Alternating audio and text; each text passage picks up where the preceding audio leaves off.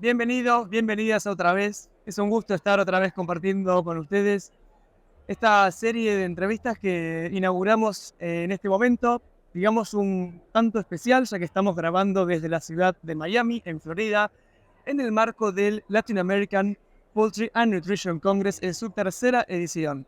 Debo decir con mucho orgullo que luego del esfuerzo que AgriNews ha puesto en la organización de este evento, más de 70 ponentes y más de 1000 asistentes nos hemos reunido hoy en este congreso que durará unos 3 días para conversar sobre los temas que más interesan al sector agropecuario.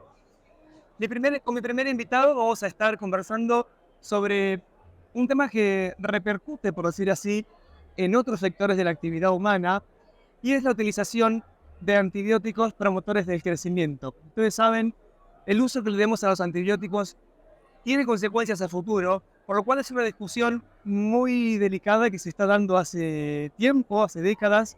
Hay algunos sitios en el mundo donde esta práctica está directamente prohibida y en otros lugares se está conversando y discutiendo. Por lo que mi primer invitado quisiera darle la bienvenida y agradecerle. Ricardo Rauber, ¿qué tal? Gracias, ¿todo bien? Bienvenidos y bueno, es un gusto estar compartiendo no solamente este encuentro, la entrevista, sino también el congreso en general con usted.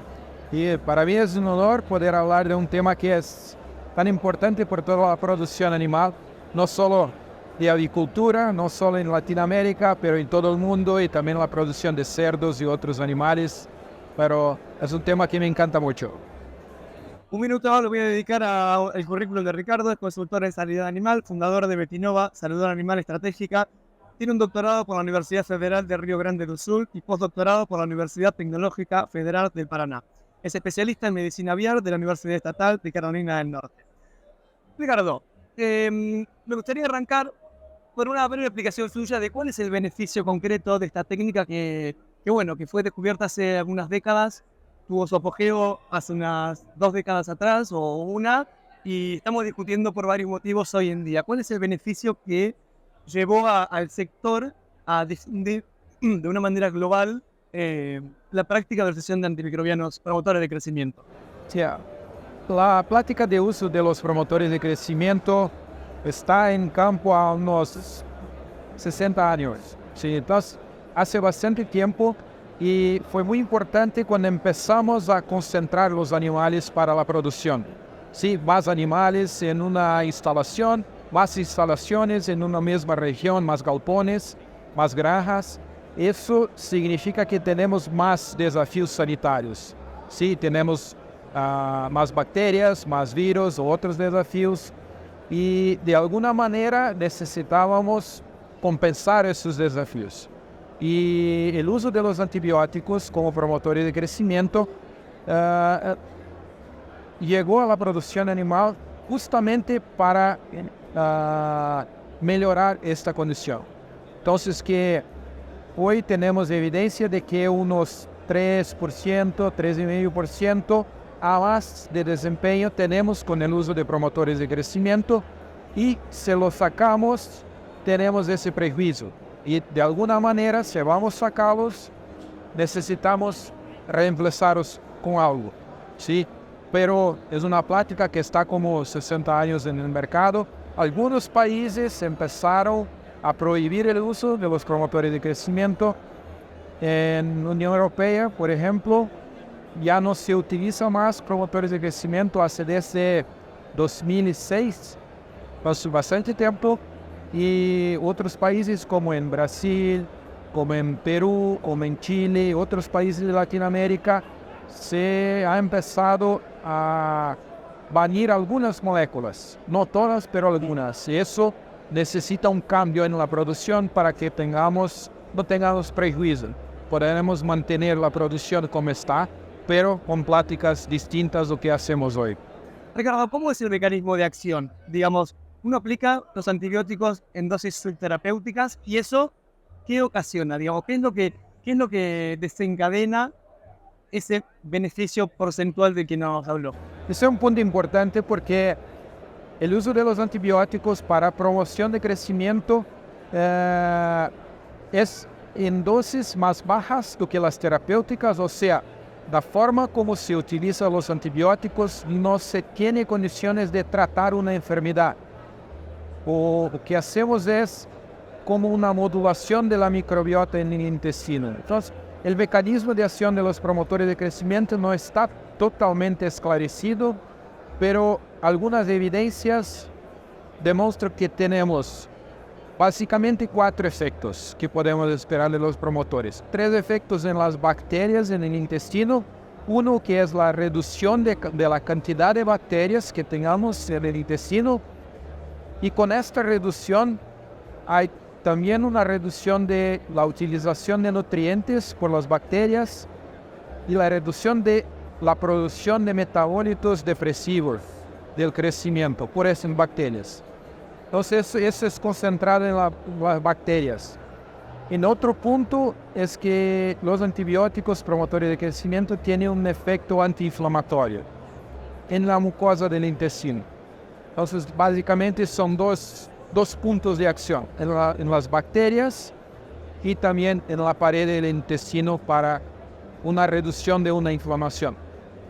Eso todo junto provee que los animales tengan una mejor condición de digestión y absorción de los nutrientes, porque al fin significa un mejor desempeño.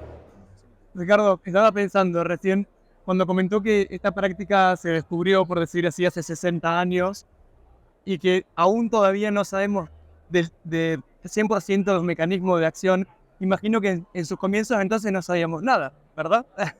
Si 60 años luego estamos viendo cómo funciona, en su inicio habrá sido. Sí, el primer reporte de uso de un antibiótico como promotor de crecimiento fue en 1946 con el uso de spectinomicina en, si no estoy engañado, en ganado de carne, producción de carne, sí. Y bueno, se utilizó un residuo de una fermentación y en este residuo las bacterias que estaban ahí producían streptomicina, pero en concentraciones muy bajas. Y esta concentración fue atribuida que causaría una mejora en el crecimiento de los animales. Entonces se empezó a utilizar en pollos, en cerdos también, y se vio que de facto hay un beneficio. No se sabía cómo ni por qué, pero había un beneficio en el desenvolvimiento de los animales, mismo en los animales que son sanos, que están saludables. Entonces había esta mejora en el desenvolvimiento. Y claro, con el pasar de los años, bueno, se está utilizando. ¿Qué pasa aquí? Necesitamos comprender un poquito más qué pasa aquí. Y se hacen estudios y todo más, pero a partir del momento que se empieza la prohibición de uso de promotores de crecimiento y se empieza a utilizar alternativas, productos alternativos para eso, las pesquisas, las pruebas son todas enfocadas en comprender las alternativas y no más los antibióticos promotores de crecimiento. Entonces se cambia el foco y se pasa a estudiar más las alternativas para esos antibióticos. Ahora vamos a pasar a eso, pero primero quería preguntarle algo que no quería que me quede en el tintero. Es que el principal argumento de, por ejemplo, la Unión Europea para prohibir esta práctica es la posibilidad del desarrollo de resistencias antimicrobianas. Sí.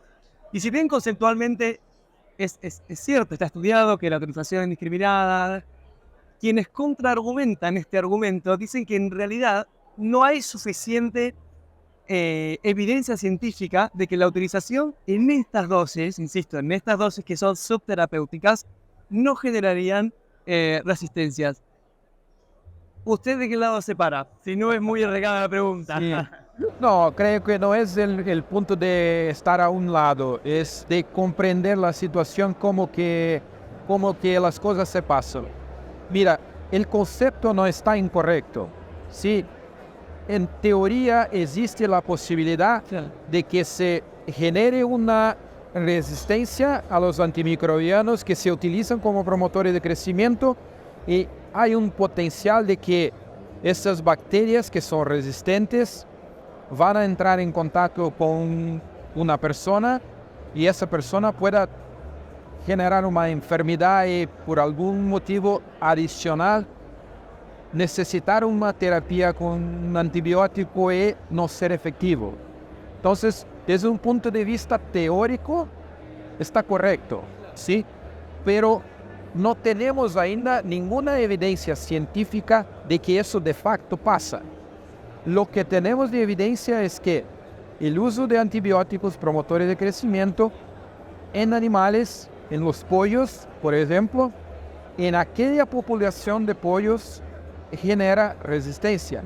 Y eso es un problema para la producción de pollos, porque en algún momento podremos necesitar hacer un tratamiento en estos animales.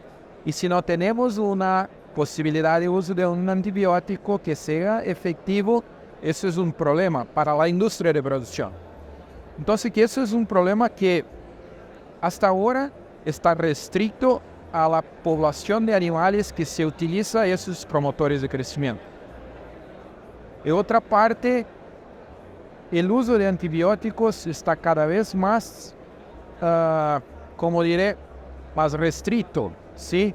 Justamente por el punto de resistencia. El desarrollo de nuevas moléculas no está muy rápido, tenemos pocas pesquisas en esto y estoy seguro de que si en los próximos 5, 10, 20 años tuvimos el desarrollo de una molécula antibiótica, estoy muy seguro de que esta molécula no será para utilización en medicina veterinaria, será para utilización en medicina humana. Entonces, ese es el punto. Lo que tenemos hoy disponible de antibióticos para uso en animales es lo que tenemos para los próximos años. Necesitamos preocuparnos con eso para preservar los antibióticos como herramienta para tratamiento. Y ese es el punto. Preocuparnos y ocuparnos. Las dos Preocuparnos y ocuparnos. Sí. Ricardo, ahora sí, si nos dedica unos minutos a qué alternativas tenemos, porque bueno, evidentemente, independientemente de la discusión, ya hay lugares en el mundo donde está prohibido y nada indica que no vaya a suceder en algunos otros países. ¿Con qué alternativas contamos? Sí, ese es un punto interesante porque tenemos evidencias de que los antibióticos promotores de crecimiento son efectivos. Entonces, sacarlos genera un prejuicio, nos trae un problema. Necesitamos utilizar algo en sustitución a ellos, pero que sea tan efectivo cuanto en términos técnicos, pero hay la cuestión de costo. Ninguna empresa está disponible a gastar, invertir más plata en tecnologías, ¿sí? Entonces, ¿qué necesitamos? Parar el uso de los promotores, empezar a sustituirlos, utilizar alguna estrategia en su lugar, pero con un costo compatible. Entonces, son dos puntos. Desde el punto de vista técnico, tenemos diversas alternativas en el mercado y de una forma general podemos agruparlos en 4 grupos distintos, ¿sí?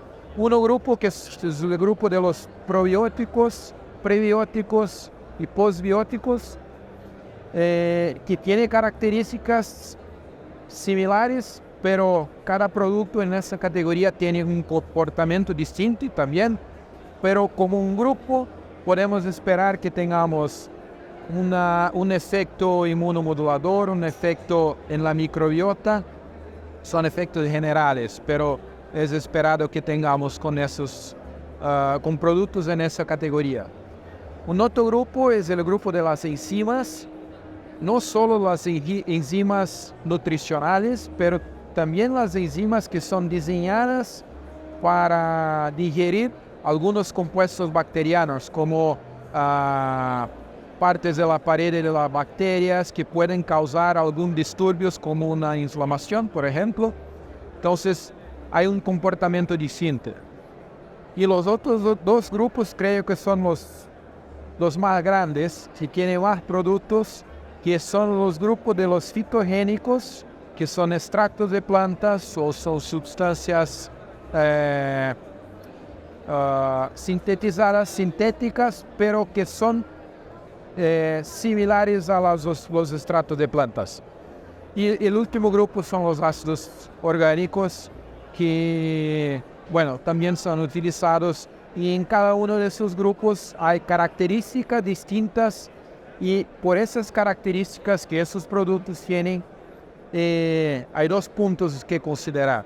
El primero es que para que tengamos todos los efectos de los promotores de crecimiento, necesitamos combinar productos. Pero eso también depende del estado de los animales, el desafío que tenemos y todo. Y el segundo punto es que necesitamos comprender en qué situaciones que cada producto puede nos ayudar y en qué situaciones no necesitamos de un determinado producto. Entonces eso, porque con los promotores de crecimiento utilizamos un solo producto, un solo medicamento o antibiótico por toda la vida del animal. Está listo. Sí, pero con las alternativas necesitamos para cada momento de la vida del animal que tenemos, sí, un desafío distinto, necesitamos combinaciones distintas también. Ricardo, muchísimas gracias, fue un gusto haberlo entrevistado y bueno, esperemos que nos crucemos de vuelta en nuestra vida profesional y bueno, por supuesto que los próximos días aquí en Muchas gracias. Muchas gracias por las preguntas, estoy muy contento de poder presentar aquí en el evento y nos vemos. Sí. Hemos terminado este primer encuentro, espero que hayan disfrutado y aprendido tanto como yo. Seguiremos trabajando desde aquí, desde LPL, para hacerles acercar la última información, las últimas informaciones en los temas que más interesan al sector agropecuario. Gracias y hasta luego. Adiós.